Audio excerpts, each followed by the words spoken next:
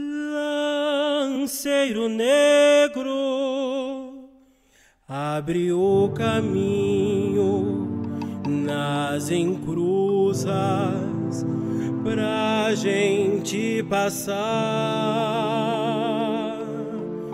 Lanceiro negro, menino do velho ancião, sabedoria é seu chão, filho da terra dos deuses do Darombé.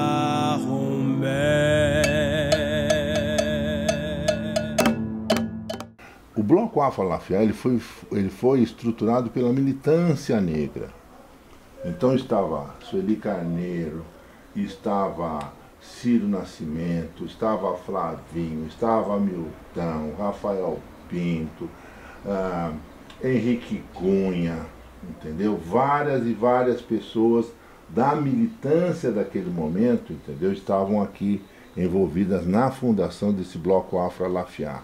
Por que do Bloco Afro-Alafiá? Em 83 nós fizemos um seminário de prática versus produção cultural aqui em São Paulo. E juntamos pela primeira vez no seminário os blocos afro, as comunidades de terreiro de matriz africana, as escolas de samba, e vovô vem para cá, entendeu? Naquele período vem vovô, vem o Bujão, Raimundo Bujão, Balé de Malê, vieram para cá. E aí, numa prosa, que estava uma conversa com a Sueli Carneiro e o vovô fala assim: nós precisamos fundar aqui, tem um bloco afro aqui em São Paulo. Sempre estivemos articulando, participando do samba, no Vai-Vai junto, né? Tivemos uma ala lá junto, trabalhamos a fantasia afro, entendeu? Para estar valorizando a origem africana. Aí o vovô falou: Rafa, você topa montar um bloco afro aqui? Eu falei: sim, sem dúvida alguma. Aí montamos o bloco, tanto é que nós montamos o bloco naquela época, e quem veio batizar o bloco foi Ilhaê. Ilhaê veio batizar o bloco aqui. E nós fizemos aonde que nós fizemos isso? Na Barra Funda. Nós fizemos a festa do Alafiá, nós fizemos no São Paulo Chique, na Barra Funda. Olha que coisa bonita. Entendeu? Juntamos todo mundo, toda a militância da época. O Bloco Afro-Alafiá foi uma iniciativa da militância negra de São Paulo. Em 73 eu entrei na USP, na economia, e tive contato com o pessoal, um grupo de esquerda, e na época era o pessoal da Liga Operária, são trotskistas. Então começamos a fazer discussão. Como eu e o Rafael, nós éramos muito amigos, então nós começamos a discutir junto. E aí, nós, 74 a 76, nós participamos da Liga Operária. Nós éramos bem jovens, né? 74 a 76. Foi uma experiência muito importante, né? Esses 2 anos de Liga Operária, nós aprendemos muito, estudamos Marx, Lenin, Trotsky, né? Depois começamos a ter contato, estudar também os africanos, tivemos contato com o pessoal africano, né? Começamos a participar do Centro de Cultura e Arte Negra, né? No início de 70 também, então foi muito importante. Então, e depois na Liga Operária a gente começou a ver que a gente colocava a questão do negro, mas eles não davam muita importância, e aí meio saímos fora, né? Eu saí fora da Liga Operária e começamos a articular mesmo essa coisa de movimento negro. Nós elaboramos o Árvore das Palavras, né, de 74 a 76, que era um jornalzinho que a gente distribuía para a população negra, no Viaduto do Chá, na molecada, nos bailes negros, entendeu? Era um jornalzinho muito interessante, o Árvore das Palavras, né? Bastante contundente, analisava a questão da ditadura militar, da violência policial, né? Eles tinham muita informação sobre a negritude, né? muita informação sobre a negritude. E eu gostava de conversar com eles sobre isso, né? E ali, muitas das coisas que eu sei hoje, assim, sobre a negritude, sobre a nossa cultura, o Rafael foi quem me passou, porque era só a gente se encontrar, eu vinha com as minhas ideias, vinha falar o que eu acho que deveria ser assim, deveria ser assado. Ele não, ele falava, não, Penteado, é assim, e ele engraçado, gostoso que ele falava o não, mas dava o motivo por que não, entendeu? Porque é assim, porque tal época, tal data, sabe, aconteceu isso, aconteceu. E isso, nossa, eu achava, e acho, né, ele o máximo, né, entendeu? Uma cultura, um negro, né, com uma cultura excelente, e conhecia tudo sobre nós. O enfrentamento do racismo no Vai-Vai. O que ocorre com as nossas organizações? Isso nós percebemos rápido. Quando os brancos vêm para os espaços negros, as organizações negras, naquele período, era isso que ocorria, eles queriam ser presidente ou tesoureiro. Essa que é a verdade. Esse debate hoje está mais sofisticado sobre apropriação cultural, mas concretamente o que nós enfrentamos naquele período era isso. E foi uma leva de brancos para o Vai-Vai, que, interpretando hoje, brancos de esquerda, do partidão, entendeu? Foram para o Vai-Vai. Os caras eram de esquerda, mas eles não queriam lá empurrar alegoria, mano. Eles queriam tomar conta da escola. Então, nós fizemos uma chapa de oposição, e fui da oposição ao pé rachado, entendeu? Porque nós queríamos, entendeu, que a escola se mantivesse negra. Eu vejo que essa geração, a geração de Rafael, do Milton, construiu relações com a escola de samba, né? E eu acho que outras gerações se afastaram um pouco desse espaço, né? E a gente viu esse espaço ser porque não existe vácuo, né? E a gente viu esse espaço ser ocupado por outras forças políticas. Forças políticas ou mais à direita, ou mesmo forças políticas que não vão contextualizar o samba, ou mesmo a questão racial, a partir de um viés político, um viés crítico. E eu acho que isso faz muita falta e fez muita falta para as nossas escolas, né? Eu não acho que é um detalhe o fato do período áureo dessas escolas ter sido o período em que essas pessoas mais estiveram próximas dessas escolas, né? E o período em que a militância vai se afastando é o período que essas escolas vão tendo mais dificuldade. A nossa ala, a ala do Cala Boca, nós trabalhávamos as questões culturais africanas, as crenças, né, religiões africanas, roupas afros. Então a nossa ala tinha todo um papel específico e também havia um embate com isso. Tanto que nós levamos a doutora Iracema lá, que era do GTPU, um grupo de trabalhadores universitários negros, né? Uma médica negra, nós levamos ela a gente queria pôr ela como diretora lá. A gente pressionava, porque o pé rachado também sofria muita pressão, então nós colocávamos com aquela coisa do negro e levamos a doutora Iracema para pressionar, para catimbar lá, entendeu? Foi uma disputa muito importante e garantir de fato também que figuras como os negros velhos, Pé Rachado, Chicré, entendeu? Mas você sofreu uma pressão muito grande. Teve um período que o Ângelo foi presidente da Vai-Vai. Mas havia uma disputa interna, né, no sentido de evitar que a escola se embranquecesse, né? E não foi só no MNU, mas não foi só no Vai-Vai, mas em várias escolas.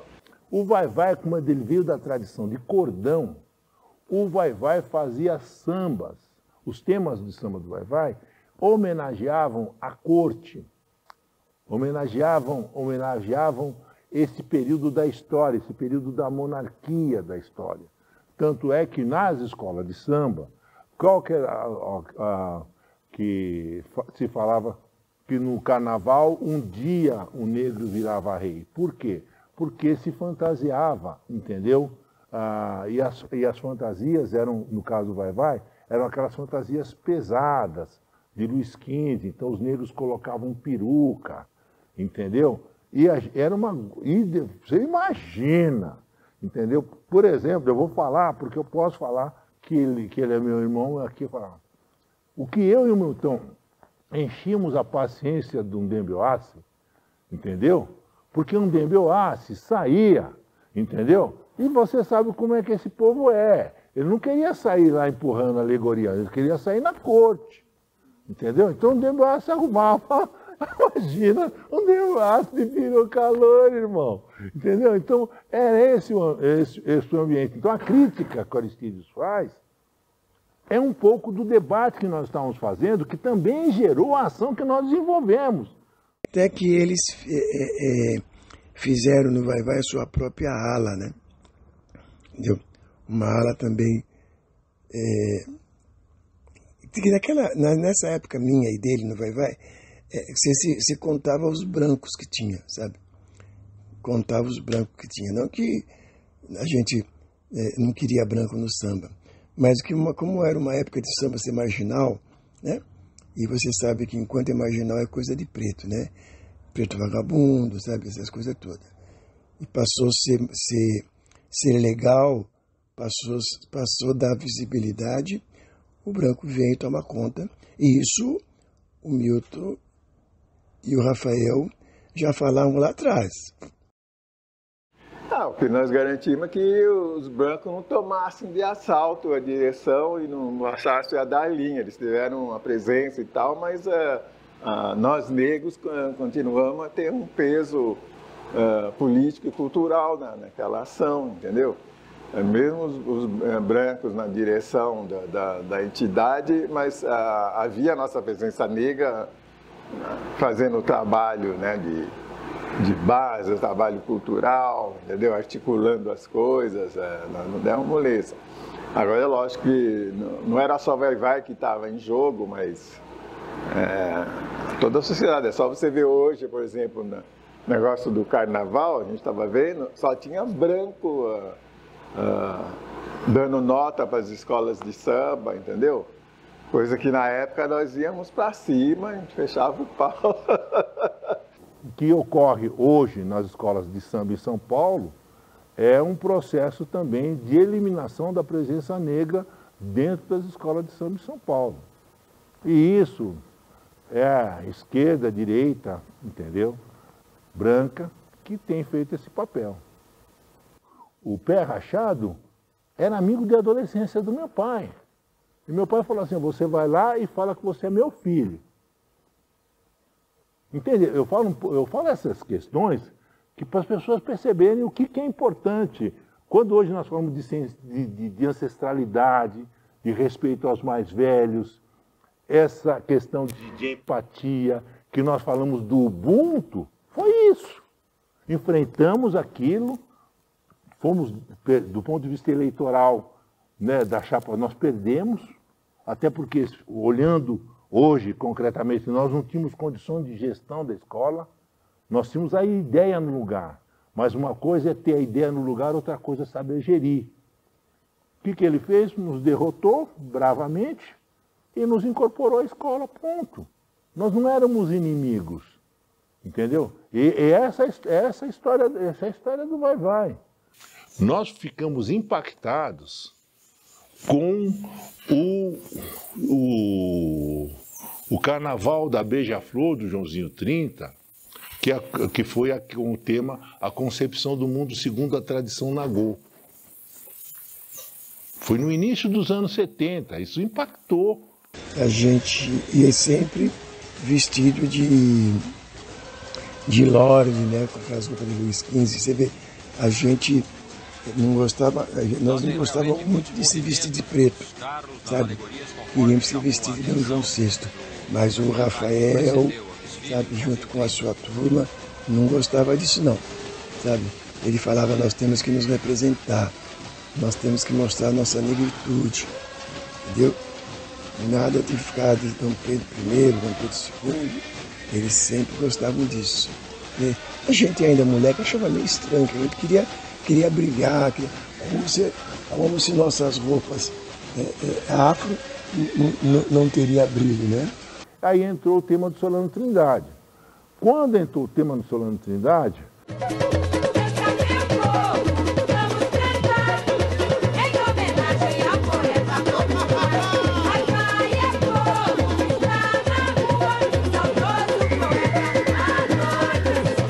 o principal baluarte nosso no samba, naquele momento, que pensava corretamente as questões, era o Geraldo Filme, que estava, naquele momento, dirigindo a Paulistano da Glória. Então, na Paulistano da Glória, um tema que o Geraldo abordou foi sobre o Tebas. A primeira pessoa que fala do Tebas em São Paulo é o Geraldo Filme, que faz um tema enredo sobre o Tebas. Ele emerge o Tebas. E ele me contou uma história que eu não tinha lido, que eu não conhecia, de quando a Teresa Santos percebeu que ela seria presa e que ela precisava sair do Brasil com urgência. E aí diz que ela chamou o Rafael Milton, levou na casa dela, colocou lá uma música, fez um estrogonofe, ficaram um tempão conversando. Aí começaram a ouvir poesia juntos, uma noite agradável, uma delícia, tal. De repente a Teresa fala: olha, amanhã eu tô embarcando para Paris, porque eu preciso sair do Brasil, depois eu vou para Angola. Então tá aqui o estatuto para vocês, tá aqui o tambor do secando, vocês vão ter que tocar a partir de agora. E é isso. E o Rafael, que naquele momento era a geração mais nova, esse tamanho de responsabilidade no meio da ditadura militar, com todas as tensões, os temores, mas com aquela militante, que não foi assim de um jeito assustador, violento, não. Na casa dela, com uma comida, uma bebidinha, uma poesia, uma conversa. Essa é a situação política do país. Nunca foi fácil para a população negra. Estamos na resistência há muito tempo e agora eu tenho que ir, senão os milicos vão me prender. Então tá aqui para vocês tocarem. Forte. E aí eu me emociono ao falar, porque aí nós, mais novas, mais novos, ouvimos esse relato do Rafael.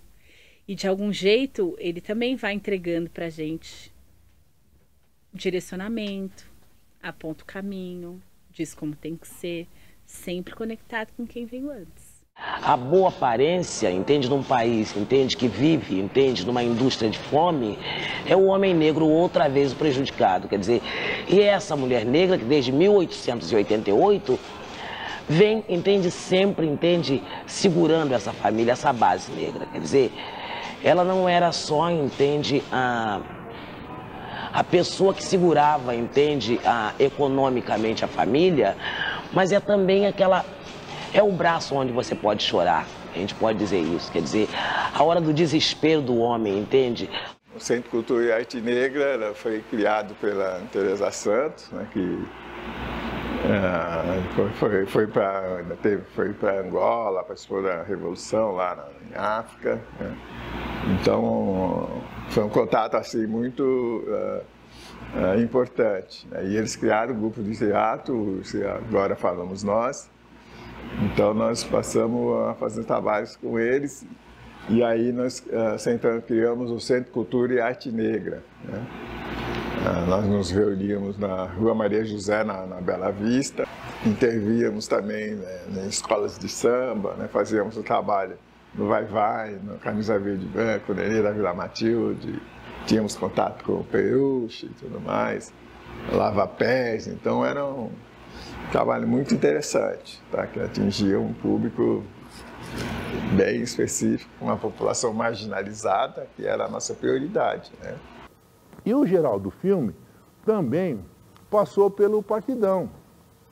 Então ele diz, olha, o Solano, aí vai lança o tema do Solano Trindade, aí nós encontramos, eu e o Milton encontramos com ele na Praça da Liberdade, ali na Praça da Liberdade, aí o Milton falou, olha, eu esse ano, o Solano era muito meu amigo, eu vou lá para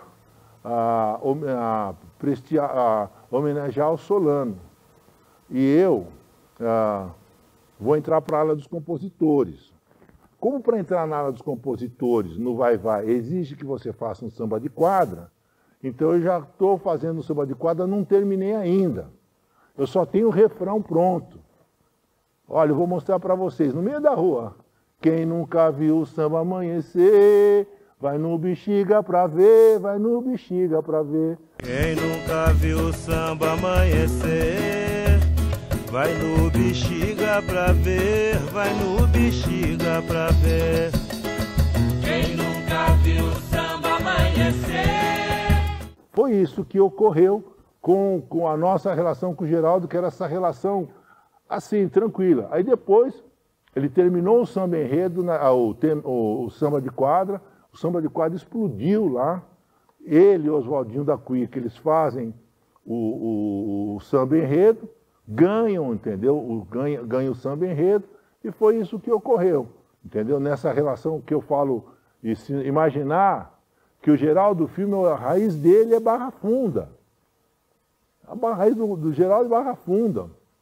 Mas ele era esse cara interessante, é o cara que pensava a organização do samba, foi o cara que organizou a UESP, a União das Escolas de Samba de São Paulo.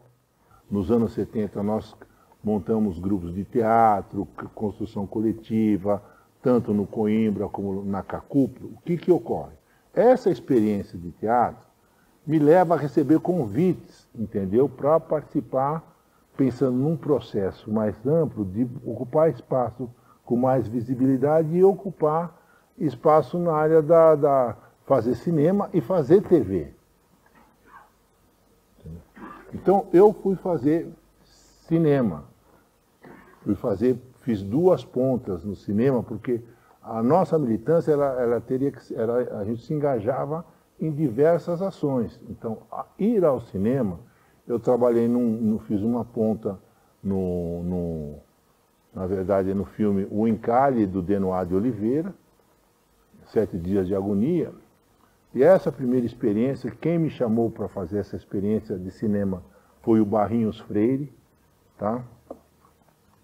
Aí o Barrinhos também me chama para uma experiência, aí na verdade foi o Barrinhos, mas eu já tinha conhecido o Luiz Serra, para uma experiência com o Babenco. O Babenco está fazendo um filme e você tem um papel para você fazer lá, entendeu?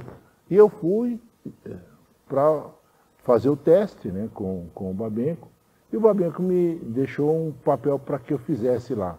Aí, na verdade, eu acabei fazendo uma figuração, entendeu? Usando a expressão de hoje. Mas que foi o filme Pichote. E aí eu contraceno, né? Eu tenho uma cena que eu participo com o Jardel Filho. Naquele momento houve um congresso na PUC, que foi um congresso das Américas, não me lembro exatamente o nome, em que pessoas muito importantes estiveram presentes e veio participantes do ILE-AE, né? Que era o Bloco Afro. Eu acredito que tenha sido o primeiro bloco afro, né, que se autodenominou dessa forma, veio da Bahia. Se apresentou lá na PUC e nós ficamos todos maravilhados e encantados. Né? É através dele que eu vou conhecer o Secam, através dele que eu vou conhecer Teresa Santos, através dele que eu vou compreender essa cena político-cultural, né, no qual que o movimento negro é. E conhecemos vovô, conhecemos João Jorge, naquela época João Jorge, que hoje tem o seu próprio bloco, né? João Jorge era do ILE-AE. E a partir deste contato e de muitos diálogos, nós pensamos em criar algo semelhante, só que com uma interpretação paulista que acabou sendo até bastante diferente. Nós decidimos então criar um bloco afro em São Paulo. E nós buscamos, na Assembleia de Fundação, nós buscamos reunir todas as forças políticas que estavam na cidade. O Flavinho também participou, houve um racha já de cara no início, né? Porque havia visões diferentes entre nós, que éramos o grupo da USP, digamos assim, e o grupo da PUC, né? A gente construiu o primeiro bloco afro e ele foi líder desse processo. O primeiro bloco afro de São Paulo.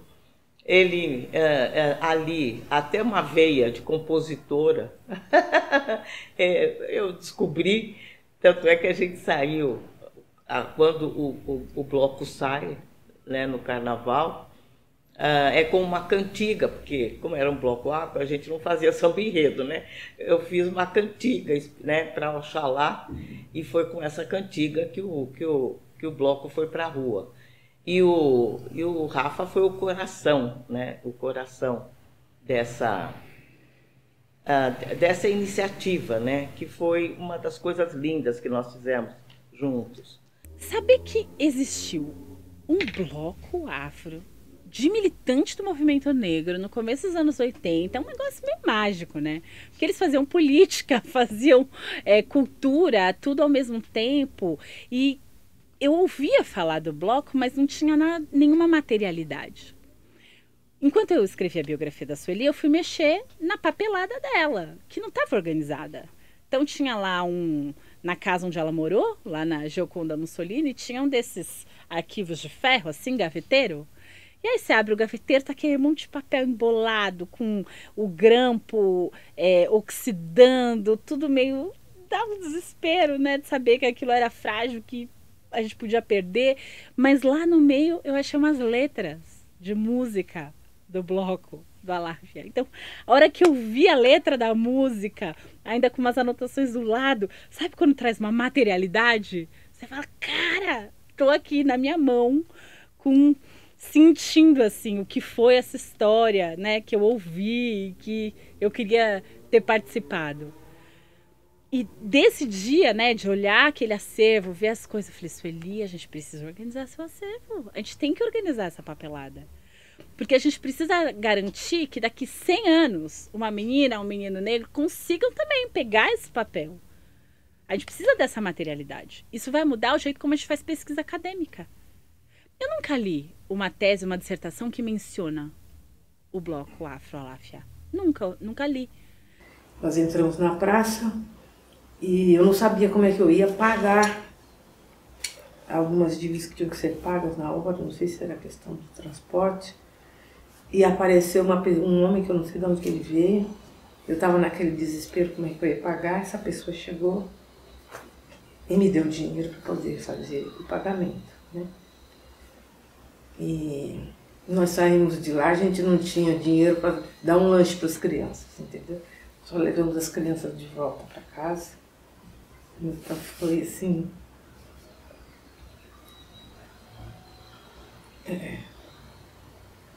um momento muito forte, assim, em que nós conseguimos realizar.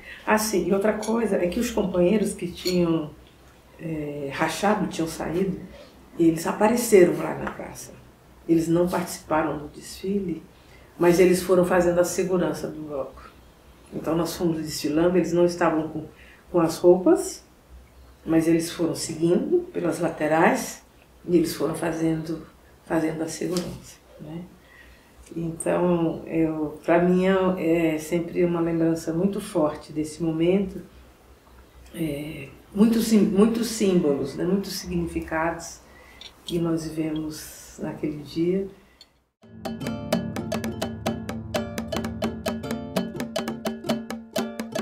Lanceiro negro abriu o caminho nas encruzas pra gente passar. Lanceiro negro, menino do velho ancião, sabedoria é seu chão, filho da terra dos deuses do Dahomey. Lanceiro negro é do movimento que faz com o corpo e a alma resistência e muito axé. Oliveira Melo vem de lá, Ipiranga é berço e tradição, de Indembeuaci para o axé de Uiá.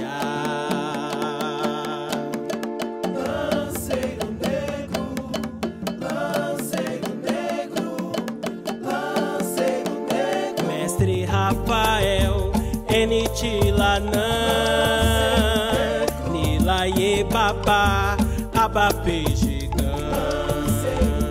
Mestre Rafael, Enitilanã, Nilaie Babá, Abapê Gigã.